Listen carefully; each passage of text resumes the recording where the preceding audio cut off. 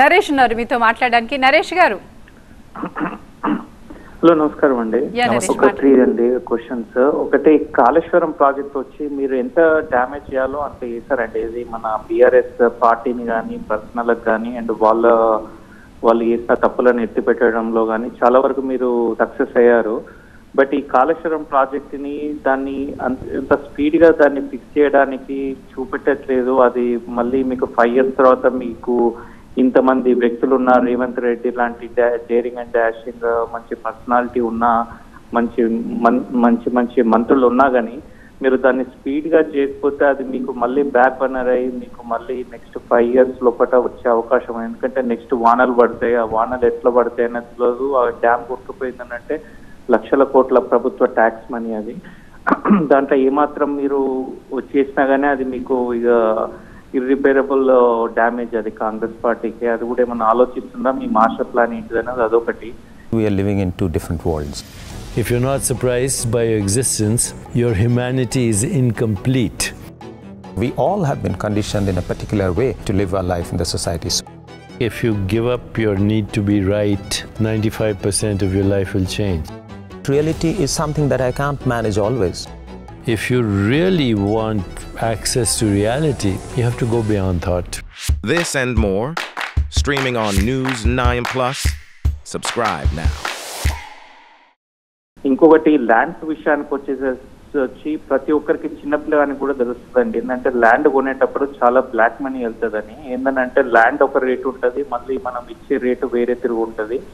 మనం ఇప్పుడు electoral bond అని సుప్రీంకోర్టు అదంతా చేస్తుంది. మనం ఇప్పుడు తెలంగాణ కూడా అంత ఆర్థిక స్తోమత లేదు అది ఇది అన్నప్పుడు మరి ఒక జీవో పట్టుకొచ్చేసేసి, మీకు తెలిసిందే రేవంత్ రెడ్డి కూడా ఈ రియల్ ఎస్టేట్ లో చేసిన వ్యక్తే, అటు పట్టుకొచ్చేసేసి కరెక్ట్ గా జీవో ఎంత ఉంటే అంతనే రిజిస్ట్రేషన్ చేయించాలి, ఏదన్నా ఉంటే మేము కరప్షన్ యాక్ట్ కింద ఏసీపీకి అప్పచెప్తామని ఏదన్నా జీవో పట్టుకొచ్చే ఛాన్స్ ఉందా? లేదంటే మనం కాంగ్రెస్ పార్టీ ఏమన్నా, నేనేమంటున్నా అంటే ఏదన్నా డేరింగ్ డాషింగ్ ఏమన్నా చేసే ఉందా? ఎందుకంటే జనాలు గుర్తుపెట్టుకుంటారు మిమ్మల్ని. ఎందుకంటే ఒక డిఫరెంట్ చరిత్రను మీరు రాస్తుండ్రు, ఒక బ్లాక్ మనీ.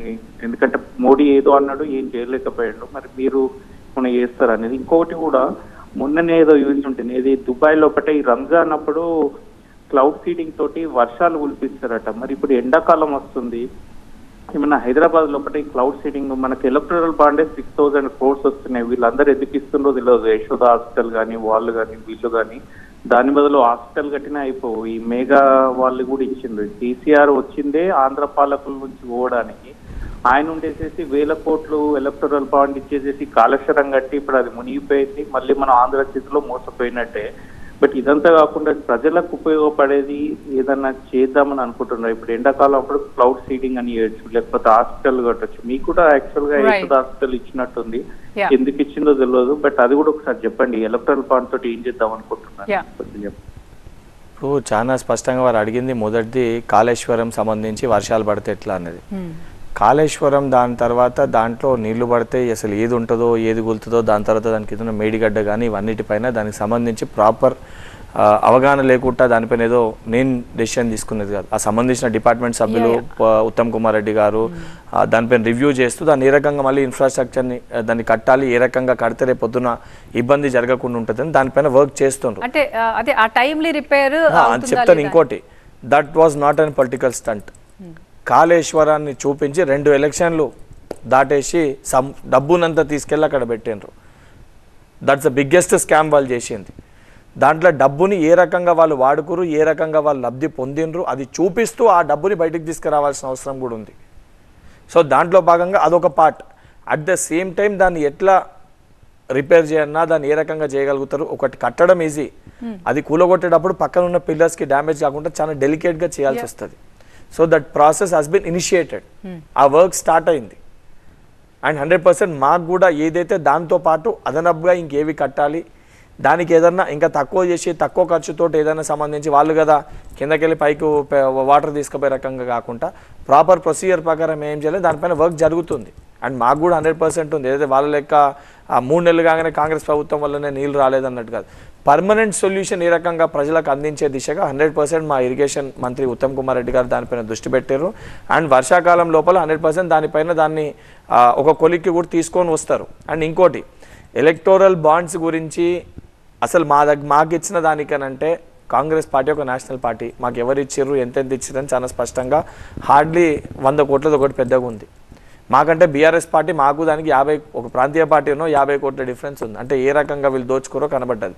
అండ్ మాకున్న ప్రతి దానికి కూడా మేము చాలా క్లియర్గా ట్రాన్స్పరెంట్గా మా నాయకులు కూడా చెప్పినారు. బీజేపీ పార్టీ ఇప్పటిదాకా దాన్ని ఏం ప్రస్తావన లేదు. ఎలక్టోరల్ బాండ్ సబ్జెక్ట్ని డైవర్ట్ చేయడానికి ఈడ కవిత అరెస్ట్, వాడ కేజ్రీవాల్ అరెస్ట్, అనేకమైన డైవర్ట్ చేసే ప్రయత్నాలు చేస్తారు. అండ్ చాలా స్పష్టంగా ఏదైతే ల్యాండ్ సంబంధించి ఇంతకుముందు మా ముఖ్యమంత్రి గారు అన్నారు, 100% రేవంత్ రెడ్డి గారు వీటన్నిటిపైన కొత్త చట్టాలు తీసుకొని వస్తారు.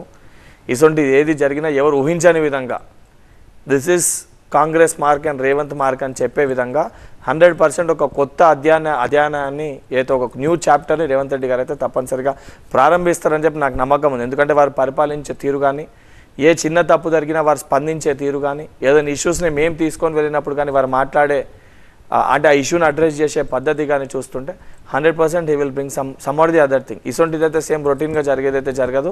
And public will also appreciate చేసే విధంగానే తీసుకొని వస్తారు. Right. Another question what he asked is అంటే క్లౌడ్ సీలింగ్ అన్న సిస్టమ్, అది ఇప్పుడు అది ప్రాక్టికల్గా ఎట్లా ఏంది అనేది అంటే టెక్నికల్గా దాన్ని ఏ రకంగా చేయాలనేది I'm not the correct person to చేస్తారా చేయరా అనేది. ఆ సంబంధించిన ఆ టైం వచ్చినప్పుడు what decision government takes accordingly they will do that.